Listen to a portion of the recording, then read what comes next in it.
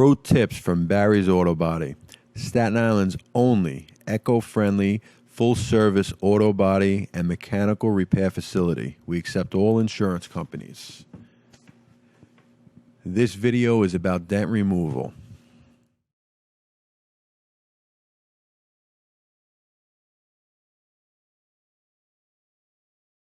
You can see this car is actually being worked on in the shop as we speak. This is a live dent removal. And this is taking a dent down, sanding the plastic down, the Bondo. This is basically taking the car from a dent all the way down until primer.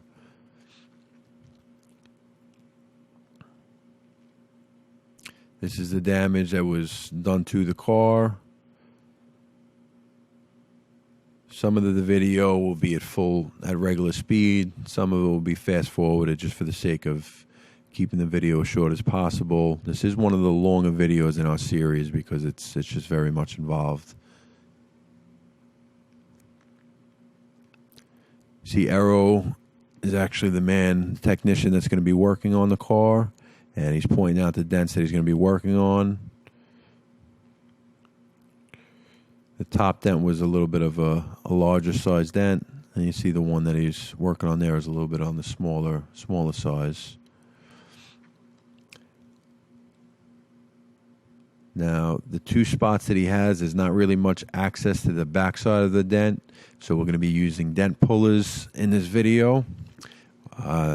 We don't use a Barry's Auto Body. We don't use the old-fashioned dent pullers that drill holes into the car. We would not recommend those at all.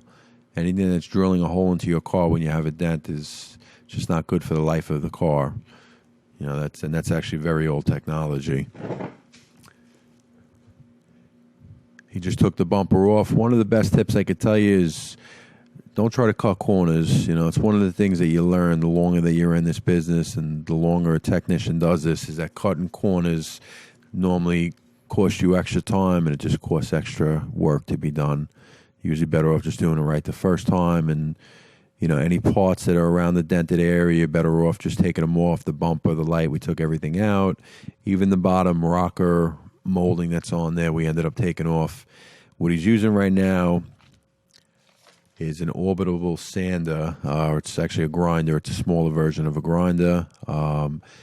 We used 3M cookies on there, which is it's a 24 grit sandpaper that goes onto the grinder, and you grind it down before you pull the dent. You see how when he pulls the dent, you have the one side, which is the ground that grounds to the metal of the car. That's what actually, you know, completes the circuit on this. This is a Lenco dent puller that we're using. The one that we use is a 230 volt. They do have a 110 volt available too. For our purposes, though, we would use the 220 because it's quicker for us. And you see how he welds, that actually welds to the car, and then you twist it to break it off. And when you're working a dent out, you don't start from the highest point or the lowest point of the dent. You actually start from the outside in. So you're working with, you know, the least dented part to the highest, you know, highest point of the dent or the lowest point of the dent. Whatever kind of dent is. Some dents go in the car, some dents go out. You see he's grinding down. That's basically all the weld marks from where the Lenco dent puller pulled the dent out. Now he's kind of just hammering the area, just kind of smoothing it out. After the dent is straightened, whether you use a hammer, dolly, or however you straighten the dent with the dent puller, he's using a DA, and this is before he applies the plastic. This is just to feather edge the panel down to make it as smooth as possible. You know, one of the biggest keys to making a dent flat and, you know, where the paint job really looks good. You know, it's all in. The most important part of a paint job is really the prep before the paint job. And it all starts with pulling the dent out. Same thing with, you know, sanding a dent down. You want to make sure the most important part of sanding a dent down is actually pulling the metal. You don't want to be, if you pull the metal incorrectly, it's just going to lead for caked on Bondo. It's going to lead for problems in the long run, and it's going to lead for a lot more sanding, a lot more hard work. You want to spend probably about 75 to 80% of your time on really pulling the metal, grinding all the metal down, making it a nice smooth surface before you even start with any kind of plastic. He does spend a lot of time on pulling the dent and everything before, but for the sake of shortening the video, we're not going to, keep the camera rolling that whole time. And you see that the dent itself, if the dent is the size of a $50 at the bottom, you see how he went probably about 3-4 times. He DA'd, or DA is actually what he's using right now, which is an orbital sander. We call it a DA, but it's an orbital sander. And when he's DAing that down, in order to put the plastic on, he's using 100 grit sandpaper on that. We use all Velcro sandpapers here because it's easy to take off, put back on. We don't use stick-on sandpapers. We prefer it's called Hook It. We've used 3M sandpaper, and we also use Norton. Either one is good, and it really comes down to personal preference. Me personally, I like Norton better, but a lot of my technicians like the 3M better. And some like the Norton better. It really depends on personal preference when it comes to the sandpapers. But either one of those manufacturers, to use a cheaper brand, they clog up. They don't go good. And when mixing, right now, that's 3M Platinum body filler. And this is the first stage of plastic. There's going to be 2 different stages that we use. And there's actually a third stage, but if you do it right, you don't need it. It would be the first stage we would use would be a 3M, and that's what he's using right now. We use the Platinum Edition because, with the experience that we have, and we've used tons and tons. I mean, I've probably used about 30 different body plastics myself, and out of all of them, 3M is actually the Platinum Edition is the easiest one to sand. It's one of the best ones to work with. Dries very quickly. It's a all-around good filler.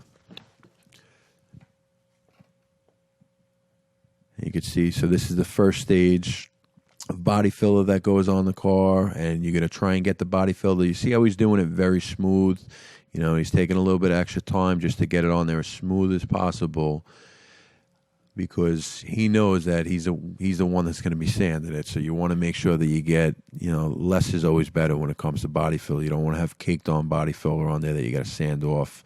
You need enough. You do need a little bit of an excess to sand, but you don't want to be globbing it on there. Or if the metal is not straight and right, that's when you start putting too much body filler, and that's when it starts cracking in the long run. There's the 3M Platinum filler. This is the second coat of filler that will go on there. This is actually, we use, it's made by Euro, which is actually made by CarWorks, the Euro 843 liquid putty. By far, this is the best putty that we've seen on the market out of all. We've used tons of putties too. A lot of different manufacturers out there, but, we prefer, it doesn't make sense to cheap out when it comes to materials. You want to use the best materials if you want a good job, and it's also the easiest ones to work with. And this is the putty that goes on afterwards. You see how he's spreading it further than the body plastic. What the putty does, this fills up all the imperfections in the body plastic. This is going to fill up any surface imperfections, and this is where, the putties are actually a lot easier to sand down too. But this is where you're going to fill up any pinholes, anything like that. There's actually a third step that would be available, but an experienced technician doesn't really need it. And that would be more of a pinhole putty, which there's many manufacturers that make it. The ones that we have used with that, we've always liked the Glazerite. Actually makes a Glazerite and Spies. Either one of them make a pinhole putty, which is actually very good. But it's not really necessary if the job is done right. So we don't really, we actually don't even use it here. We don't keep it here. You see he's using a heat gun just to heat it up. It's actually a chemical reaction. You have the 2-part, the body plastic or the putty, either one of them. You have the plastic or the putty, and then you mix it with a hardener, which you want to make sure you read the factory recommendations, and you want to mix it correctly. And you want to make sure that because it's a chemical reaction and it dries it. So if anything overmix it. You want to make sure that if you're mixing and you think it's mixed correctly, mix it a little bit more, just to make sure that it's really.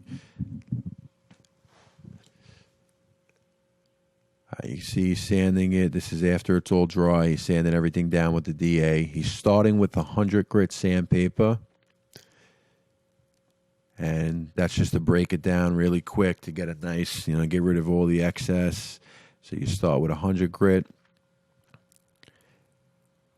which you can see right there. It's a P100. That's actually this particular paper. That's a Norton paper that we use.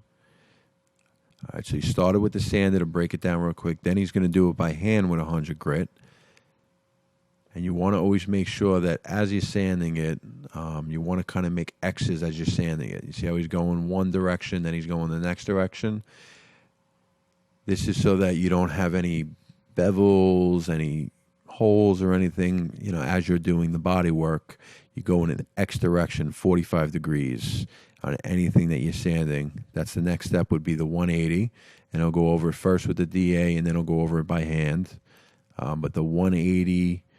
this is after you're almost done with the 100. You block everything down. You get the surface nice and flat, feather edge everything out, and now you're going to go over it. And you see how he's going around the edges mostly? This is the 180 is not to do any kind of body work. All this is really just to take away the scratches that you've put in it with 100. Because 100, you don't want to prime over that. You're going to go over it, correct any imperfections, and you want to really, now you're going to kind of open up the body work a little bit more. And you could see with both dents in there, sometimes we won't prime the complete panel, but most of the time, if you're anything more than, I would say, anything more than half of a panel, if you have sand marks on more than half of a panel, it's just a lot easier to prime the whole panel because you don't have to worry about where you actually stop priming in the middle of a fender or a hood or a door or a quarter panel like he's working on.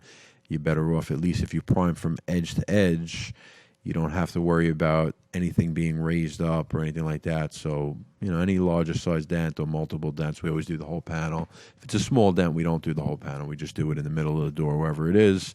But on this particular car, it's doing the whole panel. Now, he went over the entire panel before he primed it. We sanded it with a 400 grit. Now, what he's using right now is called a scuff pad. This particular one is by 3M, but Norton makes them too. And that's just scuffing the panel before he primes it. But very important is to go over whatever you are going to be priming. A lot of shops don't do this. A lot of people don't do this, but at Barry's Auto Body, we always do this. Anything before we prime it, we go all the way down to 400 grit before we prime it. And it makes for a nice clean, it makes the primer layout better. It's just a cleaner job. So we go all the way from 24 grit basically, where we start with the metal, but we'll go, once the plastic is applied, we'll go all the way from 100 and we'll block that whole panel down, or whatever area we are priming. We'll block it all the way down, all the way up to 400 grit. And the 400 grip, it'll make the primer layout so much smoother, and it makes the job a lot easier for when you're blocking the primer down too. You don't want to be doing, all the body work, any kind of hole fixing, anything at all should all be done in the body work portion. There shouldn't be any repair work being done when you're priming a car, blocking it down. Everything should be, at this point, should already be done.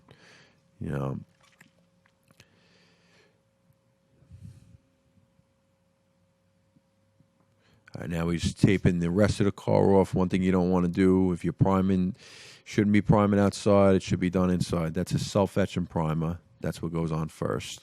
Self-etch and prime, you see how you have different, it doesn't have to necessarily go over the whole panel, but any parts that have any kind of bare metal on it, you want to make sure that you hit them with an acid etching primer or a self-etching primer. And this is not the actual primer. This is the second primer that goes on the car. That's what you're actually painting over. But the acid etching primer that went on first is for corrosion.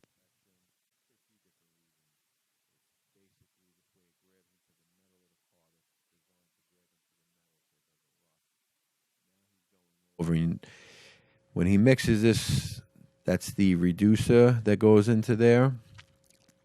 And the primer itself that he's using actually tells him, we don't mix it by eye or anything. Everything you see, he's using a measuring stick when he's doing it.